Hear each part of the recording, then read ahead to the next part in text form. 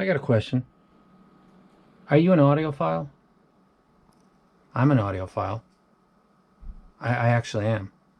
I I have an affinity for bass. Other people have put a tag on that, like pothead for people that like marijuana, but they don't smoke it. They call other people potheads. And for other people that don't like bass so much, they call other people bass heads. I didn't really key in on this until last night when I was having discussions with somebody else. This is important. I am an audiophile. Is that a big deal? It is, because the image of that term and the way that it's used doesn't really match the written definition of it. I'm an audiophile, yet I like low frequency. What's up with that? I'll tell you what's up with that. It's actually what the fuck it is. Dictionary by Merriam-Webster. This is like very old. I had this in school. Let's go ahead and type this in. This is audiophile. Noun. Definition of audiophile. A person, like you or me, human being, who is enthusiastic, happy, loves, likes, very pleased about, high fidelity sound reproduction. Sound reproduction. Reproduction. Something that was done already and then has been taken and you are listening to it on some form of media, on a vinyl LP, on a 8-track, on a laser disc, whatever that reproduction is accurate and is of quality sufficient for you to feel like it is the same as the original. It could be a recording of a live event, and it could be classical, and you're listening to it and you feel like that is just like what I experienced. It could be a hip-hop album like All Eyes on Me. It could be anything. It doesn't matter. High fidelity sound reproduction. Okay? Now, high fidelity, it's in the definition of audiophile. So let's take a look at this really quick. This is fascinating how this has been totally changed. Now, this is high fidelity. Remember, this is taken out of the audiophile. The reproduction, again, it's not the original, it's the reproduction on the vinyl LP, on the recording that you have of whatever media it is, of an effect, such as sound or image, for us it's sound, that is very faithful to the original. That means that what was done at the live concert, everyone that I've been to had very good low frequency reproduction, whether it was a Boston Symphony Orchestra event, or it was the Violent Femmes live, or Aerosmith, or any of the live things that I've been to. My high school, junior high school, elementary school band room where they were playing and somebody was playing an instrument, whether it was a fucking tuba or a kick drum or a bass guitar, and I could hear and feel that. And then if somebody recorded that and played it back, I would hear and I should feel that. At least hear it in a way that is the same as the original, which would be a faithful reproduction, which would be high fidelity, which would be what an audiophile is. I like Tupac, and I listen to it without EQ because if the gear is very good, then it plays back that music in the way that I am very familiar with, because I've heard it many, many, many times. And when that Ambitions as a Rider, or Picture Me Rolling, or Can't See Me, or When We Ride, when that doesn't sound right because the bass is low, that is not accurate replay. That is not faithful reproduction. I just want that. That makes me an audiophile. I don't even care about the term basshead, but it wasn't created by people that like bass. It was created by other people that put that tag. Oh, he's a basshead. He likes his bass. You fucking damn right I like my bass. I like it a lot. I like it to be exactly like when I hear it. The EX1000s have been in more videos probably than anything on this channel, and I always told people, you're going to want to EQ up that bass, but otherwise those things are excellent. They got a huge stage, etc., etc. And that's a pretty flat replay from a dynamic 16mm driver, but I increased it because that was the only part of that didn't sound natural to me. So, high fidelity, faithful to the original. Pink Floyd. Time. Van Halen, Bob Marley, Led Zeppelin, Days of Confused. I need a dynamic driver to do that. For me to get high fidelity replay This is a fucking beautiful segue. I don't do scripts. This is perfect. For me to get high fidelity replay in an audiophile form, I need a dynamic driver to take care of the low end. This is why scripts are not good, because you can just go on the fly. This is my updated list, and you'll notice that everything in the S tier contains a dynamic driver. Doing everything, or at least doing the low end. The Shure Sony Ier Z1r has a full range driver, and another one taking care of the tweeter, actually, the treble, which is fascinating and excellent. So that's got 2 dynamic drivers.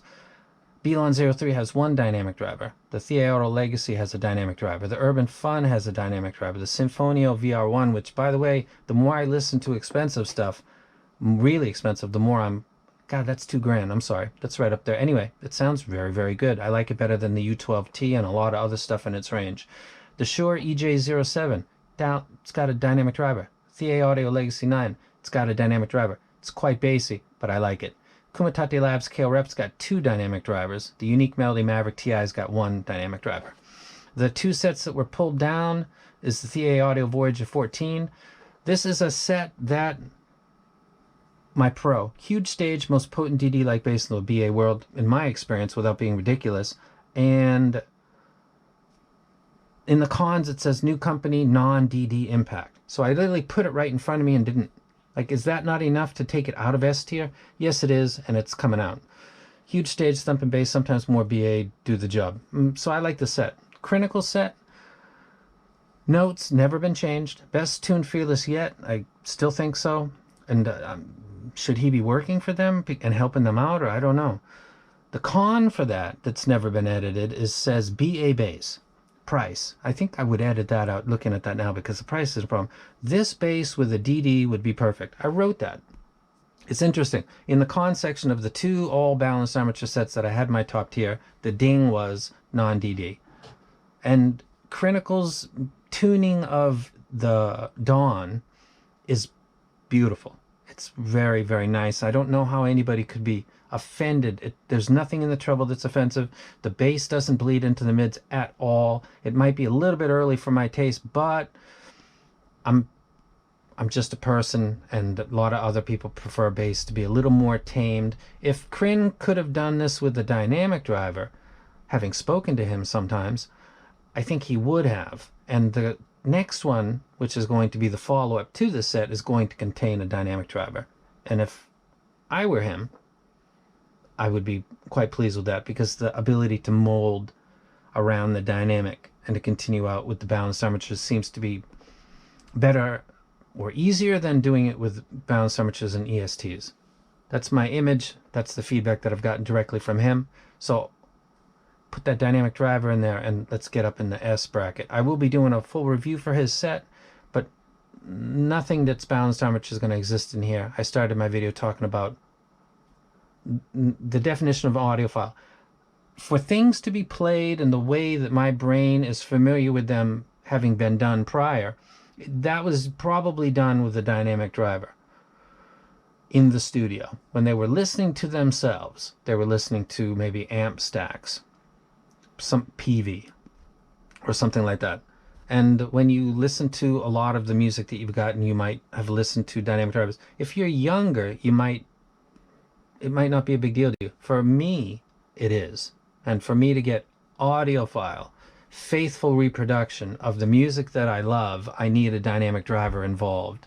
And from this time forward, there will be no more balanced armatures in my top tier. I just don't think that technically it can do the same thing as a dynamic driver. So stop pretending and stop hinting to myself in my own con section the problem that I have, and just accept that. And another thing, when I get an item and I like it a lot, don't even put it on the list for a couple weeks. Like, let it sit in my brain. It's one thing to sit.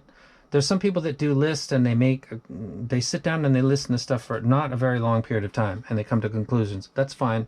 I can go to a headphone shop in Tokyo anytime and see lots of people making very big financial decisions based on standing there and listening and demoing it.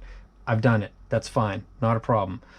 My brain works differently. I need to sit and trip and do it again and again and again. And then even later, I'll start to maybe think, you know? So to prevent myself from the honeymoon, oh, that's fine, I can deal with that because everything else is great. To prevent that from occurring and having to go back to my list and move stuff because I really don't want to do this ever again, don't even put it on the list for a couple weeks. If people keep saying, what do you think? What do you think? I don't know. That's going to take away from this having an effect on as a sales tool, because sales are like right now, right now, right now. Boom, this is great, go get it. That's why they do multiple reviews at the same time. They saturate everybody with, this is good, check another channel. This is good, and then click, buy. I saw 3 people that I'm familiar with that said this item's good, so I'm going to go ahead and get it. When you do multiple videos or blogs of the same item because it's going to be on Drop or Indiegogo, that stimulates, you can look at the numbers, 1,000, 2,000, 3,000, or much more people investing and believing it because they got a team put together to get you to believe that. It could be true in their minds completely, and maybe in yours as well. For this not to be used as a tool subconsciously by myself or by anybody else, don't even put it on the list until it's been sitting literally on my table and in my ears for a couple weeks, and then put it up. And I save myself ever having to go back and be subject to people talking about politics and all kinds of stuff like that. If it's removed as an effective tool, it can't be used as a tool. You know what I'm saying? I could have said that better. That segue was brilliant though, wasn't it? Audiophile, faithful reproduction. Faithful reproduction means that it sounds just like it did when I heard it the first time, which must have been at a live concert. It must have been someplace listening to floor speakers in a house, in a demo room. I don't demo shit with planars. I don't demo stuff with balanced armatures either. Dynamic drivers are all around me all the time and have been since I was a kid. That is faithful reproduction. That is the reference for me. That's got to be the judgment for being in the top tier. It's got to have a dynamic driver. There will never ever be a balanced armature set that exists in my S tier, ever. Automatically. It could be really good. It could be up near the Thea Audio and Fearless is Critical Dawn, but it'll never go into the S tier. So, potential Q&A. Who gives a fuck, bro? Maybe nobody. I like balanced armatures. I don't think you're right. Good for you. Enjoy the hobby in any way that you want. This is my list, and I've been hinting to myself in my own con section. Let me take a look up here. Crazy price, potential fit. Bass can seem a bit much. Fit sucks. That's the Belon. But I like the bass. New company, dip switches, manipulate treble, but bass not so much. That's a Thea Audio. Urban Fun, I didn't put. Expensive cable, poor and pricey add-on. Symphonia. Treble roll can be too early for some. That's a Shure. Bass can be much for some. Same as Belon. That's the Thea Audio Legacy 9. Wait time is long. Communication third party. That's Kumatate. Bass is tame. Buds are huge. Design is unique. The Unique Melody Maverick TI would probably be the most polite, but it's still dynamic, it's still authentic, and it's not, my brain doesn't feel weird at all at any point. So the Unique Melody just is getting in. The Anole's out too because in its best config, it's in the bass up, and what that is doing is imitating a dynamic driver. So I want to be clear with you guys. Do you guys understand? If you take a dynamic driver and a balanced armature and you put them at the same amplitude, let's say 3 dB over 0, and you listen to them, the dynamic driver is going to sound a little bit more potent than the balanced armature. If you take the balanced armature and you increase that 2 or 3 dB, so let's say the BA is plus 6 over 0, the dynamic's 3, you could by compensation make them sound very close. You might not get that tactile feel, but you can. That's a compensation curve. And if you look at the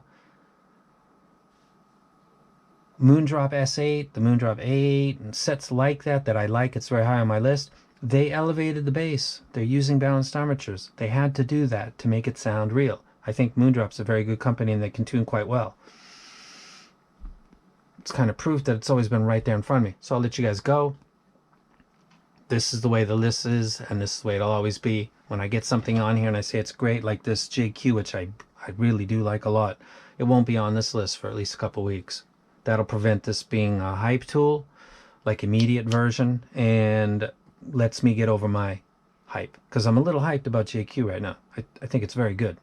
I think it's really good. I think the dude that loves the Shure should be grabbing his wallet and holding it tight and hiding it from himself, because that's a really good set. I think his name's Red Eyes.